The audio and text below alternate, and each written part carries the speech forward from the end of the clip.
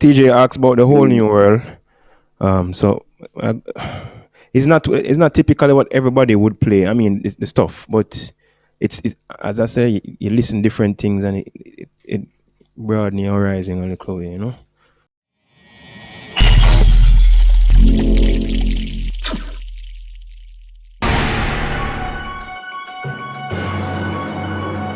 Right. So it's basically a very rhythmic thing. Can I tell you? I got it from a book.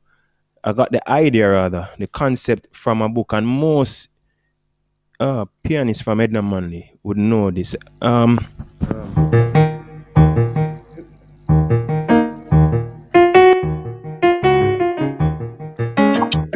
Yeah, that's highly strong. Right, highly strong. That's highly Yeah. strong thing. So So yeah, I got that rhythmic thing, and then I listened to Chicory, and he spoke about him looking on his fingers as 10 drummers.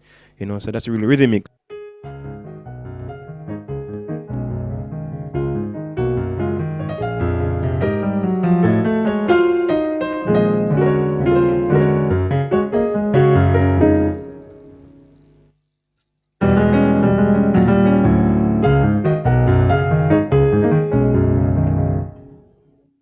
Yeah, man.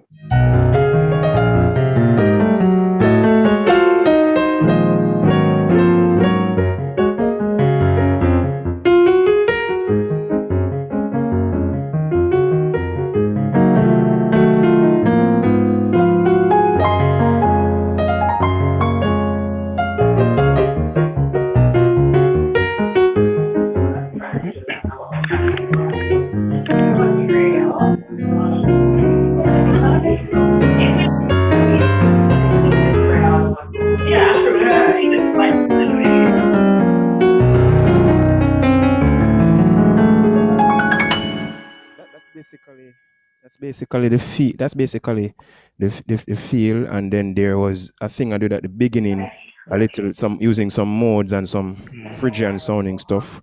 Um,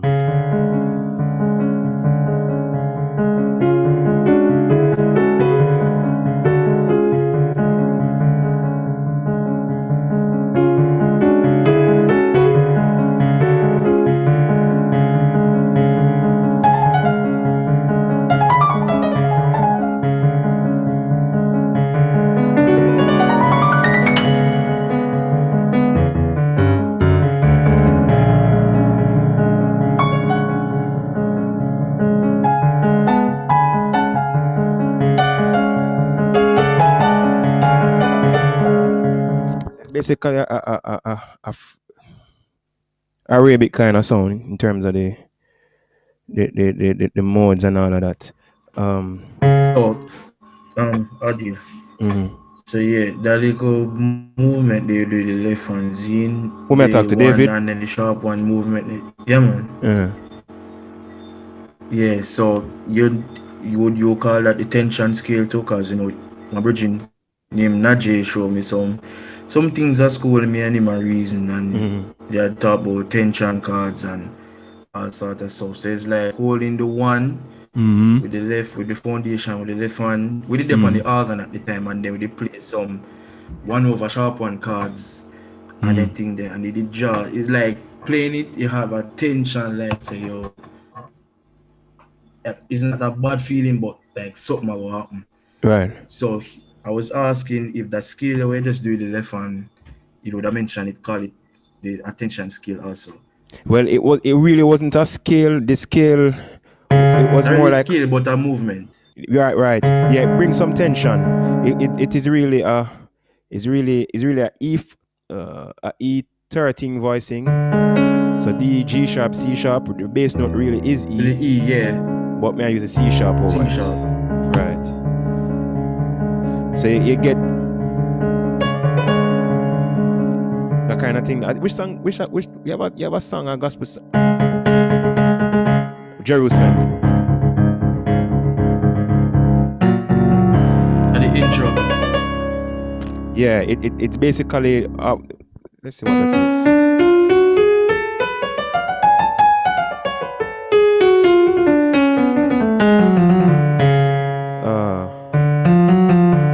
This is a natural harmonic minor scale, but right now I'm not say which one. Oh, F sharp harmonic minor scale. But I'm starting it from the C sharp.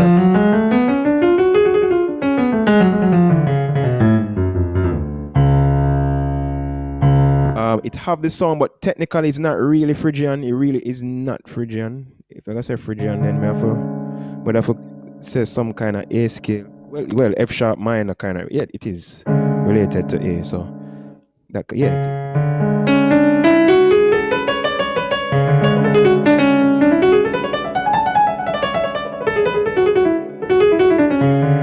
But the color with the F now, when you add the F in that scale, so A major.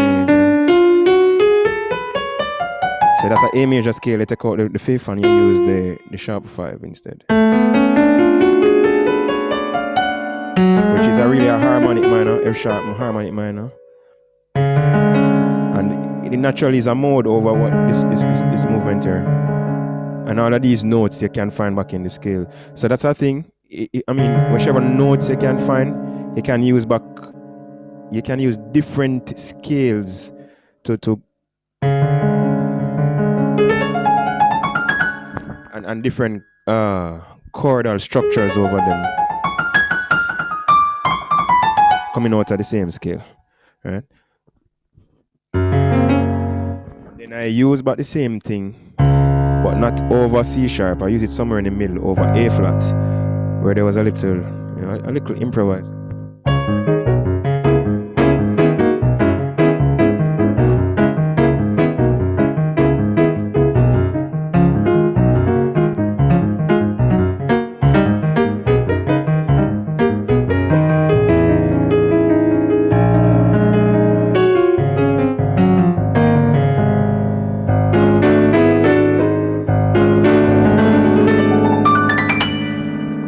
That concept here is coming back from the same. It is a tritone chord really, but I'm still thinking about it in context. That this thing here. Yeah.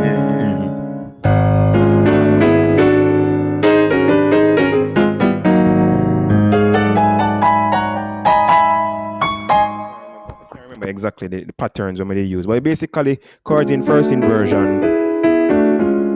Kind of thing. I mean, second inversion, the inversions that we use can really make a difference. Really make a difference. I find that second inversions can make things come off different. Second inversion chords. So TJ, that's basically the song.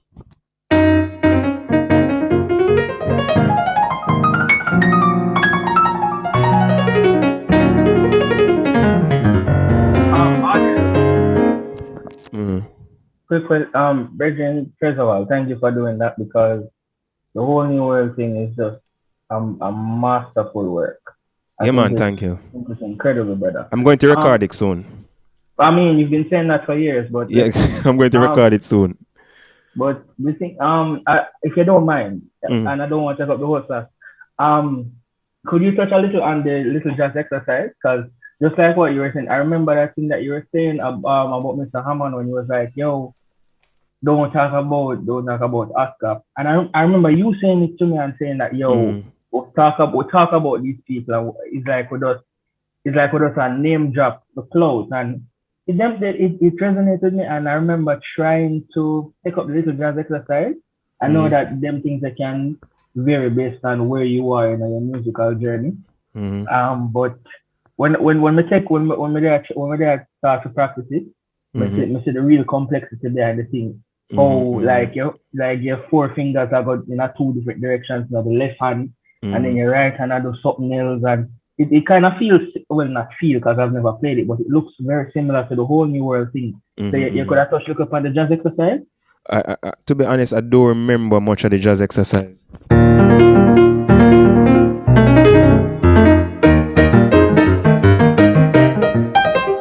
don't really remember much of it right now. How much independence you really need to stride? Because you know, I tried. That song is really that piece is more about the striding, than anything else. For me, at least, it's a good stride practice. Smart boy. I mean, I could talk a little bit about striding. Yes, please. That's what that piece is for me, mostly about the striding. Striding while playing all of that kind of stuff with it.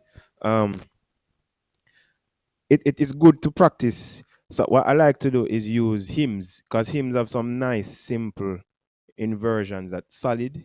And I take the idea and turn them into tenths and all of that. So here's a good example. I'm gonna put them in normal chords first. 1, 3, 6,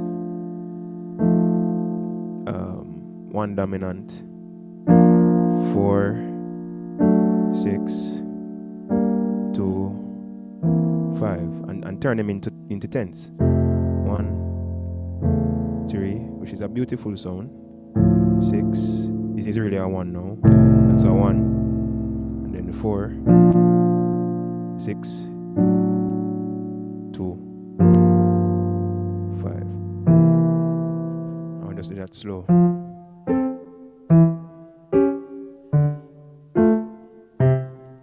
Breaking the bass note with the top part of the chord.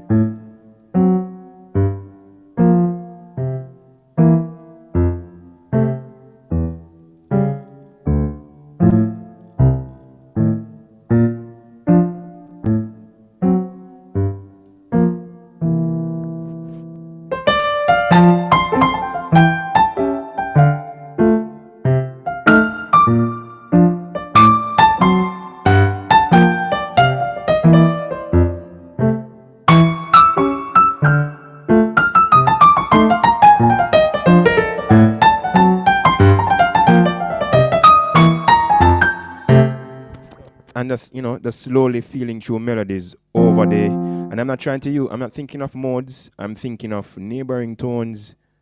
Can't remember all of the words right now. Anticipation and some of the stuff that we're learning theory, but it's not theory is just more musical. But so stuff like, so if you have a C chord and I want to, what I would do is something like this to go to F, right? So I play with the C chord. Let me come closer. See, that's a thing Oscar like to do, right? And you just move it around.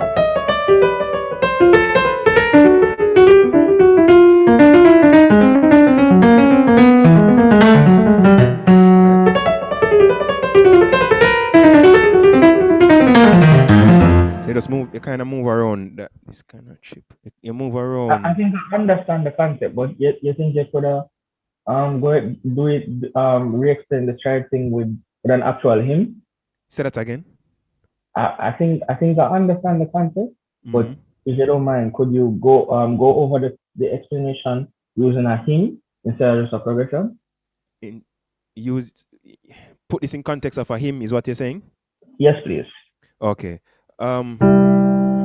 What I was saying about the hymns, that you have some open voicings like these in the hymns, right? Or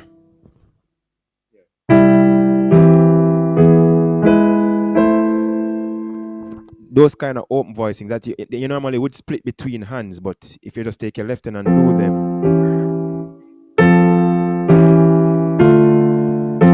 So, and it's not necessarily the hymn book where you probably know, but different hymns from different churches, they kind of have different stuff, right?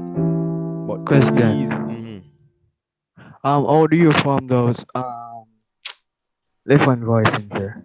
Right, so you have the fifth, and then I put the third at the 10th of the top, so it's now a 10th, right? In terms of the interval.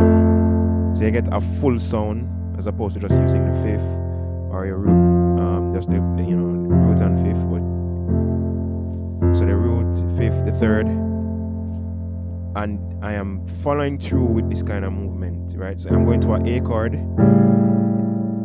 but I'm approaching it I'm playing from the fifth. You have the fifth, the third, and the seventh, or I can just play the A. So this is an A chord right here. And this voicing here, it gives the A a more open sound as opposed to.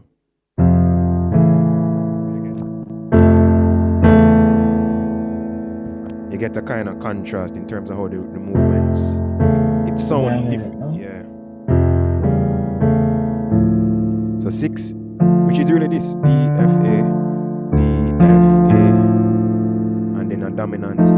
But I played the 5th, the 3rd, and the dominant. I don't have the root actually. I mean, you could put the root. And this is good for playing organ stuff too, as well. Yeah, I was about to say organ because that was actually my first instrument. So I learned it the easier way for me. Right. The left foot hold the note, the root, Right, and then my hand will just only hold the 2.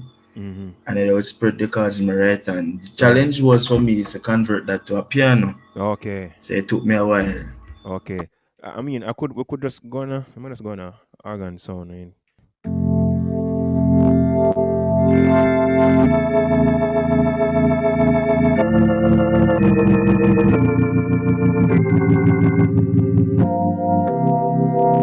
Let me see. Just different movements. Which key is B flat? So like 4, 5, 6, 7, 1, 2, 3, 4. And you can practice within the scale like this.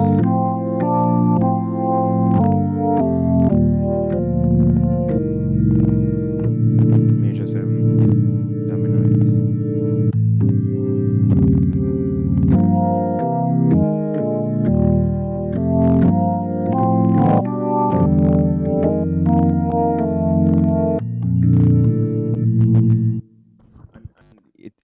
That's just full, but when you add stuff over it now, it.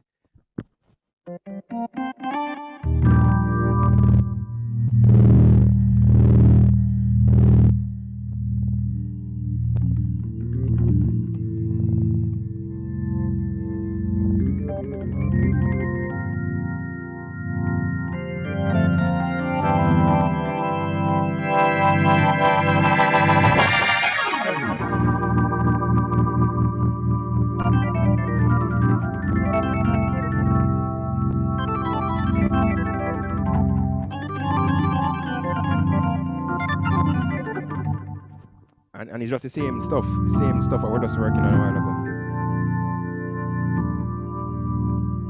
So it will always sound, a lot of the stuff in music, you'll find the same stuff in different genres, but the musicians or the culture may approach it different. Or the instrument may make it well, as long as they understand the approach. So, as I said, David, it kind of have a little thing to get it across. One quick question. So, the patch that you're using, the organ patch, is it that you're layering different organs, or are you using it are you using the faders as a jawbar? Yeah, I'm using the faders. So naturally, let me see. This name draw control on the motive, yes. So this is how it naturally sound when I reset everything. So I think I'm not so I don't know all the different frequency names, but as I said, I just listen to the stuff. There's no creative process. There was just hearing it and then playing it. There was no creative process. So you don't have to look and figure out what works for you. But in my mind, it was just one thing.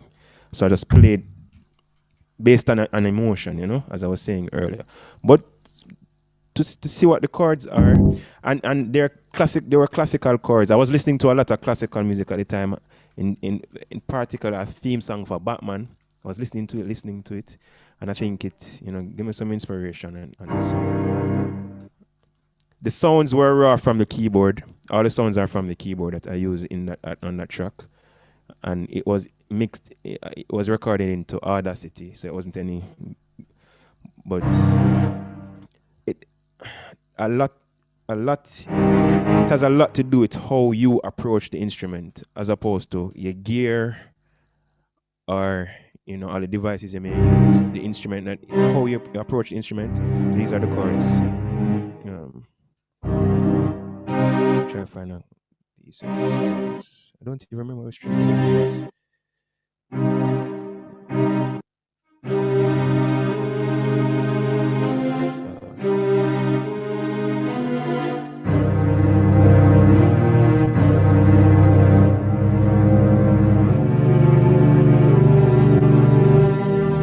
So like Game of Thrones.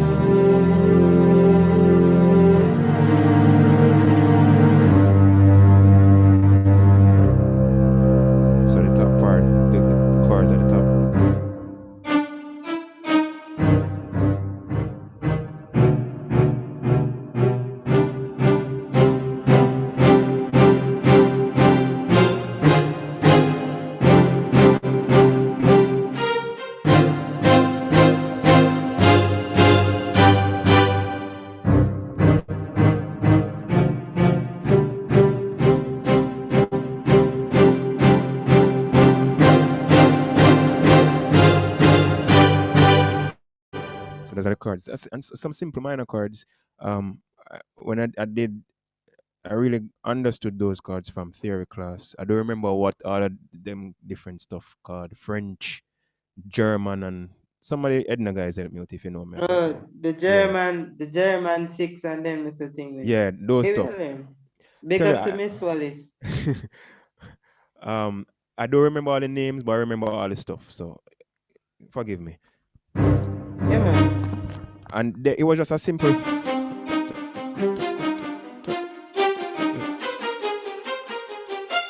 some stuff like that. I would have to listen to it.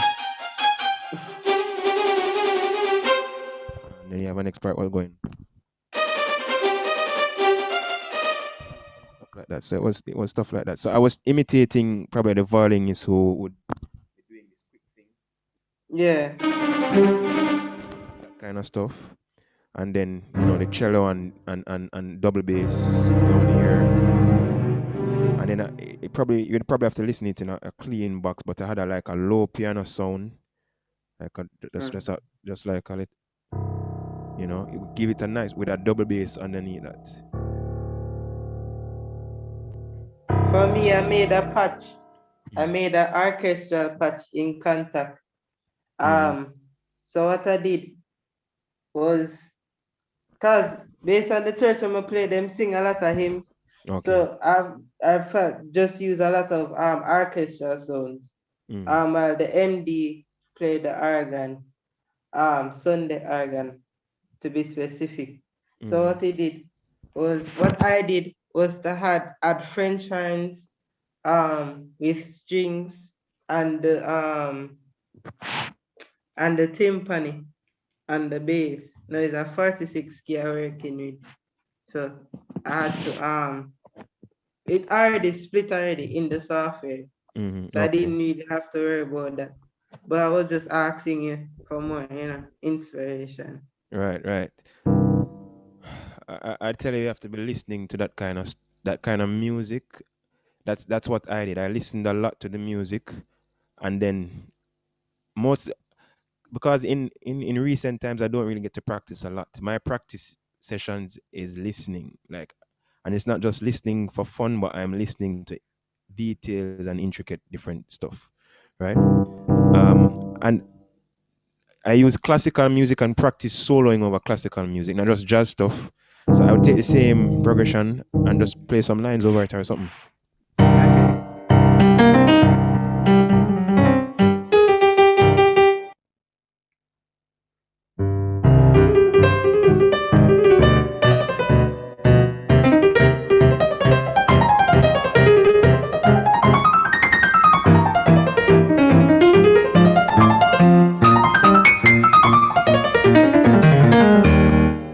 So just practice some lines over it.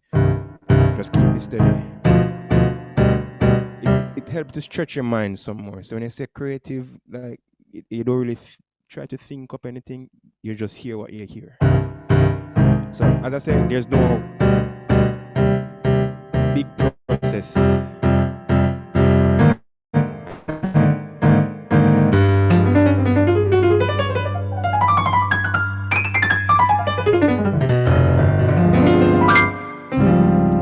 There's no big process in my mind, at least, that I would do, but this really comes from a lot of slow practice, breaking down pentatonic scales. And you can practice this slow.